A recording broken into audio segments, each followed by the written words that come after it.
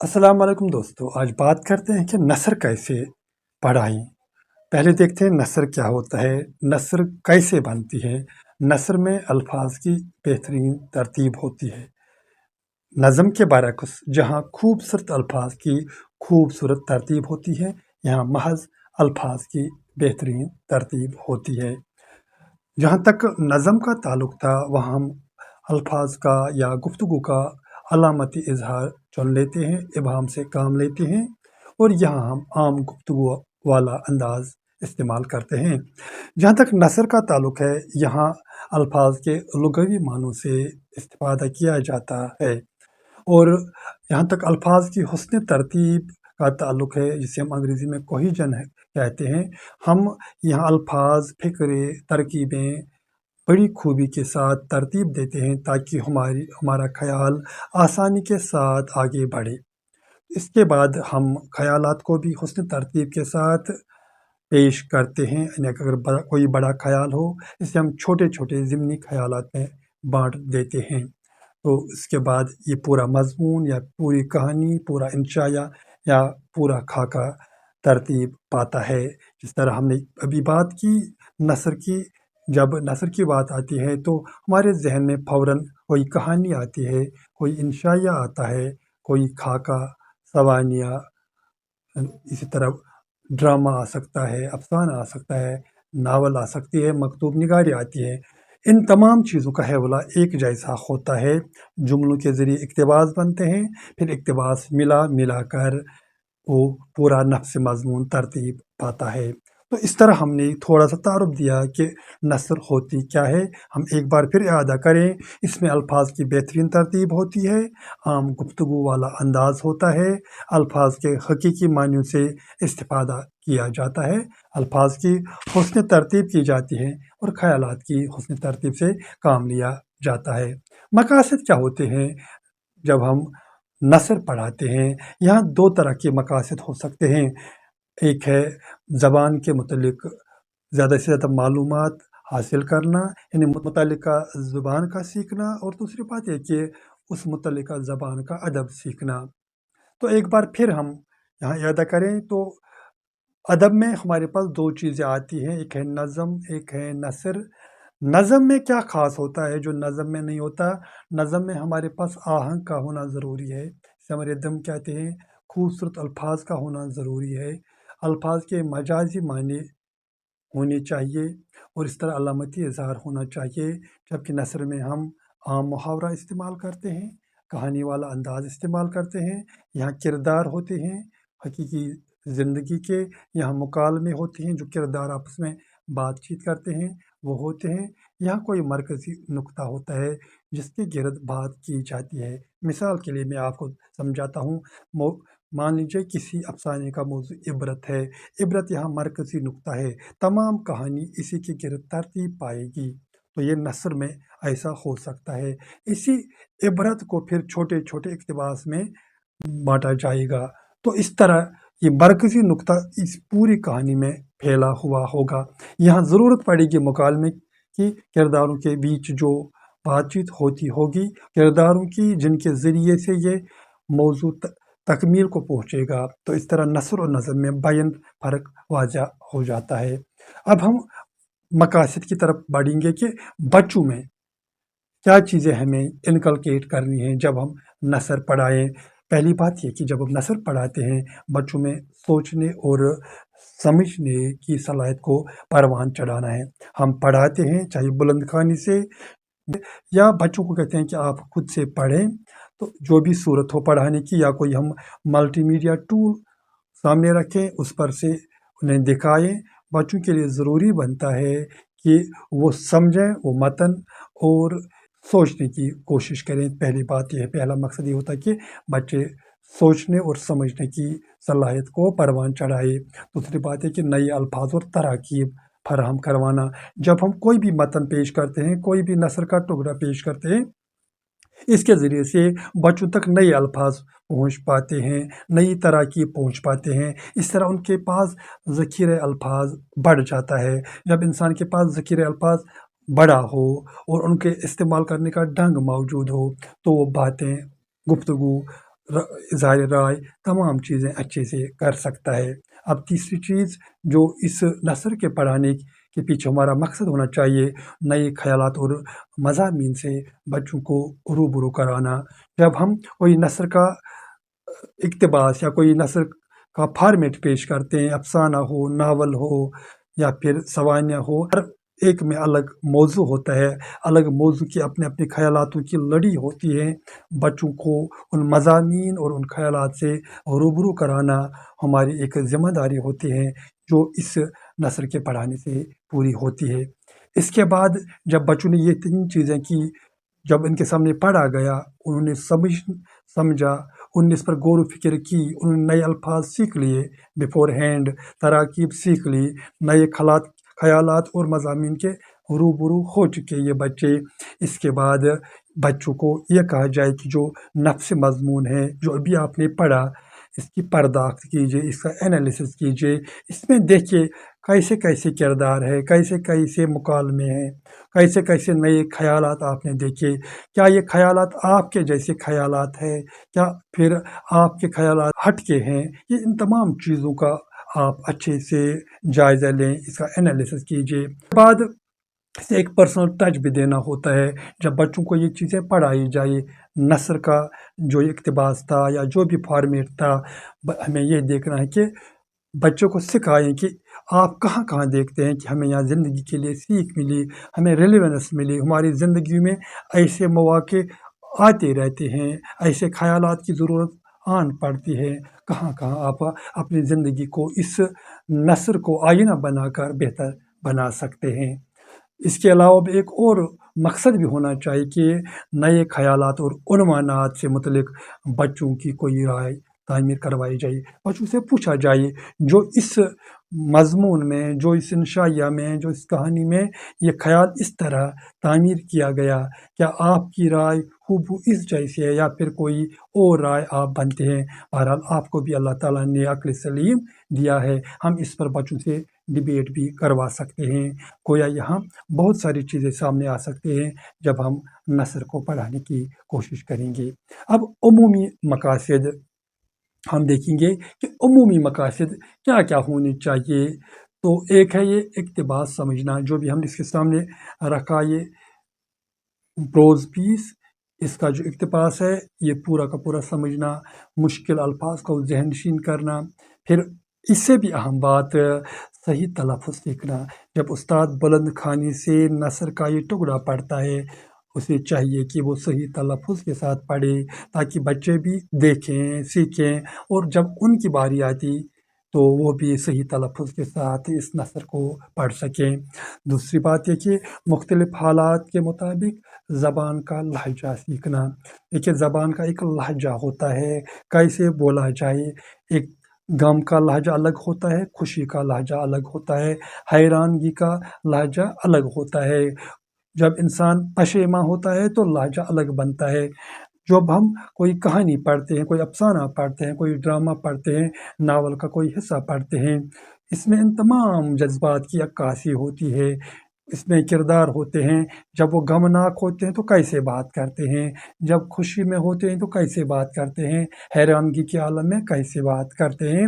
ये लहजा भी सीखा जा सकता है जब हम नस्र की तदरीस करें।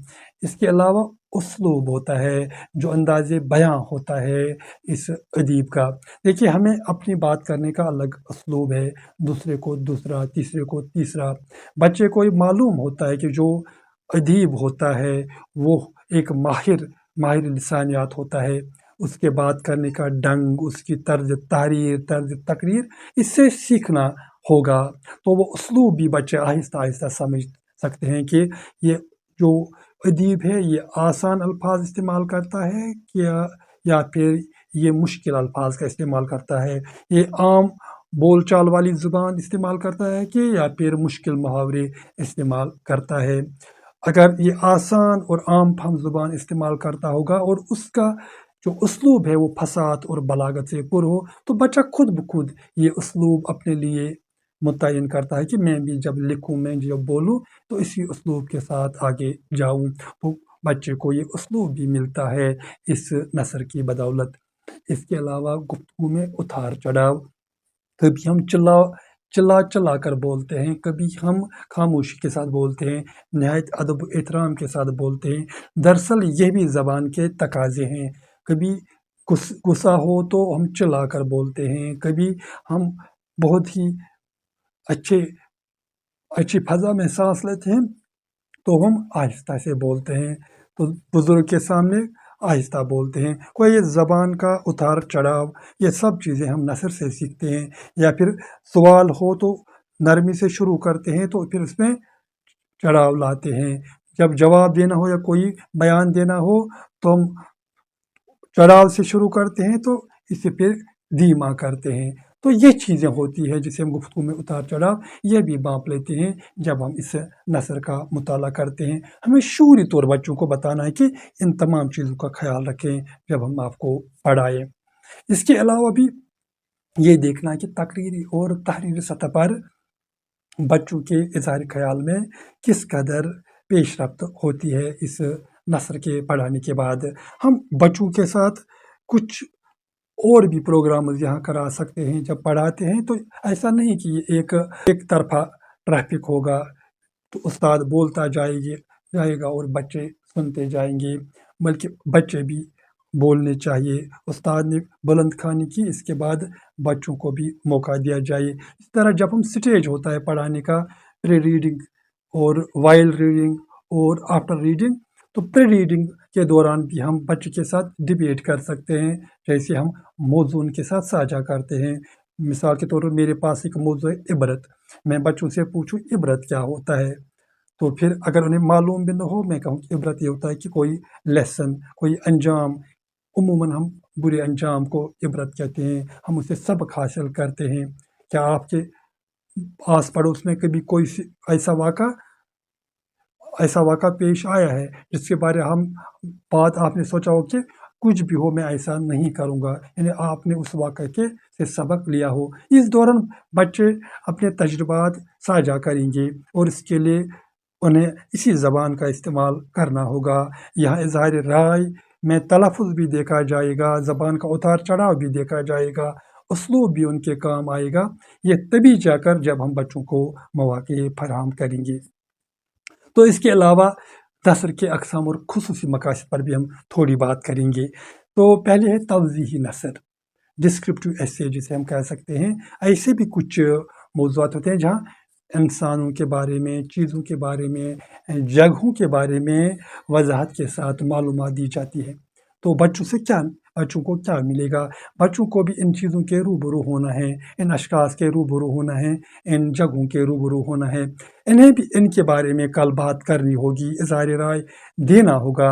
اب انہیں ایک پیٹرن ملتا ہے، ایک طرز ملتا ہے کہ کیسے ادیب ان چیزوں کو بیان کرتا ہے، دیکھ کر بیان کرتا ہے، آنکھوں دیکھی بیان کرتا ہے۔ تو بچے میں بھی یہ صلاحیت پروان چڑھانی ہے کہ آپ دیکھیے، پڑھیے، آپ ذہن میں رکھیے کیسے ان چیزوں کو اس نے بیان کیا ہے، اس ادیب نے۔ کل آپ بھی اپنی گاؤں کی ہسٹری بتائیے۔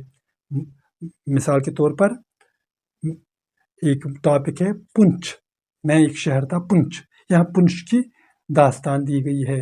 بچے سے کل ہم کہہ سکتے ہیں کہ آپ اپنے گاؤں کی داستان بتائیے، وہ بھی آپ کا دیکھا ہوا ہے، جس طرح ادیب کا وہ پنچ اس کا اپنا شہر تھا، اس نے اس کے بارے میں بات کی، آپ بھی اپنے گاؤں کے بارے میں اسی طرز پر لکھیے۔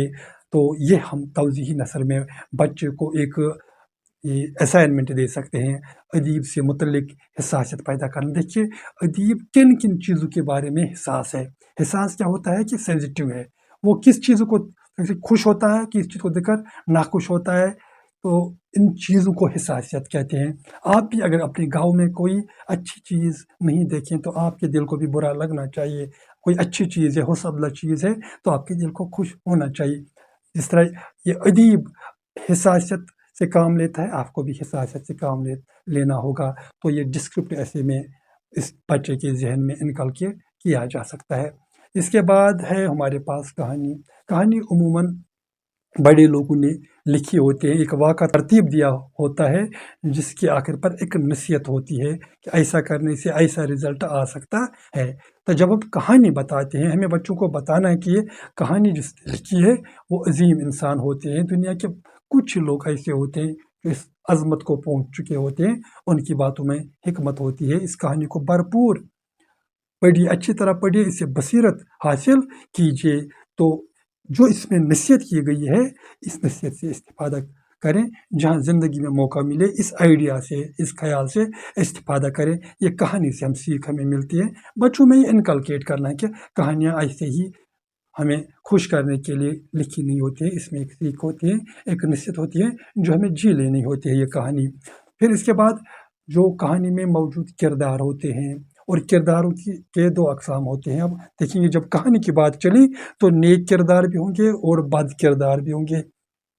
جیسے ہیرو ہوتا ہے اسی طرح ڈاکو بھی ہوتا ہے، ایک پوری طرح نیک صفات والا، دوسرا پوری طرح برے کردار والا۔ تو ہمیں دیکھنا کہ جو نیک کردار والا شخص ہے اس کے اوصاف کیا کیا ہے، اچھے اچھے اوصاف ہمیں بچوں میں انکلکیٹ کرنا ہے، کیونکہ جب ہم کہانی ختم کرتے ہیں ہم دیکھتے ہیں کہ نیکی والا کردار ہی جیت جاتا ہے اور برائی والی کردار کو شکست فاش ہوتی ہے۔ تو ہمیں بچوں کو سکھانا ہے کہ ہمیں قطعاً اس برے کردار والے اشخاص کی خامیوں پر عمل پیرا نہیں ہونا ہے، بلکہ نیک کردار والے انسان کی نیک صفات پر عمل پیرا ہونے کی ضرورت ہے۔ تو یہ ہوئی کہانی سے کیا ہمیں بچوں کو سیکھ دینی ہے۔ اس کے بعد ہوتا ہے ڈرامہ۔ ڈرامہ میں کیا ہوتا ہے؟ ڈرامہ میں ایک سٹیج ہوتا ہے، ڈرامہ میں ایک کہانی آگے ضرور بڑھتی ہے، مگر اس کہانی کو کردار پیش کرتے ہیں، وہ جو کہانی ہوتی ہے وہ خود میں اس کو محسوس کرتے ہیں، کردار اس کہانی کو محسوس کرتے ہیں جیسا کہ سچ مچ میں ان کے ساتھ کوئی واقعہ پیش آیا ہو۔ تو یہاں کردار ہوتے ہیں، کرداروں کے مکالمے ہوتے ہیں، اور مکالموں میں حساسیت ہوتی ہے، جذباتیت ہوتی ہے۔ جب ڈرامہ بچہ پڑھے تو وہ دیکھے کہ جذباتیت کو کیسے پیش کیا جاتا ہے، حساسیت کو کیسا دیکھا جاتا ہے، تو موقع محل بات کیسے کی جاتی ہے۔ دیکھیے کس موقع پر کردار کون سی بات کرتا ہے، اسے موقع محل کہیں گے۔ کس مسئلے کے بعد، کس واقعے کے بعد کیسی بات چیت کا انداز، کیسے باڈی لینگویج، تمام چیزیں اس کرداروں سے جھلکتی ہے، یہ حساسیت کہیں گے۔ تو ان تمام اس جذباتیت کو، حساسیت کو، موقع محل کو بچوں میں فیل کروانا ہے۔ جب بچے فیل کریں گے تب وہ شاید اس پورے ڈرامہ کو فیل کر پائیں گے، اور انسانی رشتوں کی جو نزاکت ہے اس کو سمجھ پائیں گے۔ ہمیں اس سے ایک اور چیز بھی اخذ کرنی کہ جب ہم نے ایک ڈرامہ دیکھا کہ ایسے پیش کیا گیا، پھر بچوں کو بھی مواقع دینے ہوں گے کہ آپ اسے کلاس میں کریں، چاہے 5 منٹ، 6 منٹ، 7 منٹ کے لیے آپ ان جو کردار ہے ان کی لائف تھوڑی دیر کے لیے جی لیجیے، پوری جذباتیت کے ساتھ، حساسیت کے ساتھ، جیسے کہ آپ نہیں بلکہ وہی کردار ہوں، تو آپ کو محسوس ہو کہ کسی کی جذبات، کسی کی حساسیت کو کیسے جیا جا سکے۔ تو اس طرح ہم اس ڈرامہ سے یہ چیزیں سیکھ سکتے ہیں۔ اس کے علاوہ ایک اور چیز بھی ڈرامہ سے سیکھتے ہیں، گفتگو کے آداب۔ ڈرامہ میں ہم ہر طرح کے لوگ دیکھتے ہیں، کوئی شائستہ انسان ہو، بڑے ٹھاٹ باٹ سے بات کرتا ہے، بہت اچھے طریقے سے بات کرتا ہے، کوئی ایسا بھی ہو سکتا ہے ڈاکو وغیرہ، وہ اچھے سے بات نہیں کر سکتا۔ ہم یہاں ڈرامہ میں بچوں سے یہ بھی سکھا سکتے ہیں بچوں کو کہ گفتگو کے سچے آداب کیا ہے، آپ اس ڈرامہ کے حوالے سے دیکھ سکتے ہیں، اور بات کرنے کا اصل طریقہ کیا ہے، کیسے بات کی جائے، کیسے آپ کے الفاظ ہونے چاہیے، الفاظوں کا استعمال، انتخاب کیسے کیا جائے۔ اب عملی کام کے لیے اگر ہم پھر سے ڈھونڈتے ہیں، کلاس 10ویں میں ہمارا ایک افسانہ ہے پریم چند کا عبرت۔ تو عبرت پڑھا کر ہم بچوں سے کون کون سی ایکٹیویٹی کرا سکتے ہیں؟ دیکھیے عبرت میں ایک استاد ہوتا ہے، ایک داروغہ ہوتا ہے، اور ایک سیاہ نویس ہوتے ہیں۔ یہ 3 دوست ہوتے ہیں، ایک ہی محلے کے ہیں، پڑوسی ہیں۔ تو یہاں ذہنی کوفت ہے استاد کے ذہن میں کہ اس سے اچھی خاصی عزت نہیں ملتی سماج میں، اور ان باقی 2 کو بہت زیادہ عزت ملتی ہے۔ تو یہ الگ سی بات ہے، یہ الگ ٹاپک ہے۔ تو اس سے ہم کیا بچوں سے کون سی ایکٹیویٹی کروا سکتے ہیں؟ دیکھیے استاد کے موضوع کو چن سکتے ہیں، داروغہ کے موضوع کو چن سکتے ہیں۔ تو ہم ڈبیٹ کرا سکتے ہیں کہ استاد کے پیشے میں کون کون سی خوبیاں ہیں، داروغہ کے پیشے میں کون کون سی خوبیاں ہیں۔ یا پھر دوسری ایکٹیویٹی بھی کرا سکتے ہیں، ایک بچے کو استاد، دوسرے کو شاگرد، ان کے درمیان ایک مکالمہ ہم बिल्ड करा सकते हैं, इस पर हम एक मुकालमा तैयार कर सकते हैं, तो बच्चों से ये एक्टिविटी करवा सकते हैं। फिर तख्लीकी मज़मून हम लिखवा सकते हैं तख्लीकी काम में। तो ये ओपन एंडिंग क्वेश्चन रहेगा, आप दारोगा बनना पसंद करोगे कि उस्ताद? तो बच्चे अपने अपनी राय के मुताबिक अपने अपनी अपनी पसंद के मुताबिक लिखेंगे। हम अगर दारोगा बनना चाहें तो क्यों, हम अगर उस्ताद बनना चाहें तो क्यों। तो यहाँ उनकी तख्लीकी सलाहियत भी आगे आएगी। इस तरह चंद बच्चों से ये कहा जाए कि जो कहानी का इबरत का इख्तिताम है, अगर आप इसे बदलना चाहें तो कैसे बदलें। जिसे हम कहते हैं कैरेक्टर डायरी। आप मान लीजिए कि जो उस्ताद है इसमें, ये उस्ताद कोई और नहीं, आप ही ये रोल अदा करते हैं, तो आप इस कहानी का अंजाम कोई और भी बना सकते हैं क्या। तो बच्चों से ऐसी एक्टिविटीज़ कराएं, तो ताकि उनकी तख्लीकियत भी, क्योंकि बच्चों के पास रेडीमेड आइडियाज़ होते हैं, वो इसमें ऐड कर सकते हैं। तो इसी तरह हम उस्ताद, दारोगा, सियाह नवीस, जो तीनों किरदार है उनका एक स्किट भी करवा सकते हैं। तो बच्चे इस तरह पूरी तरह से एंगेज हो सकते हैं। जो हमारा 5 पॉइंट ये होता है ना लेसन प्लान है, जिसमें पहली बात है बच्चे को एंगेज किया जाए। जब बच्चा एंगेज हो इस एक्टिविटी में, तो तभी जाकर इस नसर पढ़ाने का जो भी मकसद है वो पूरा हो सकता है। तो मैंने कल ही इन चीज़ों पर गौर खोज किया, तो मेरे जहन में ये तमाम चीज़ें आई कि अगर मैं नसर पढ़ाऊँ तो नसर में कौन सी चीज़ें मैं हाईलाइट कराऊँ। तो मेरे ख्याल में ये तमाम चीज़ें बहुत अहम हैं।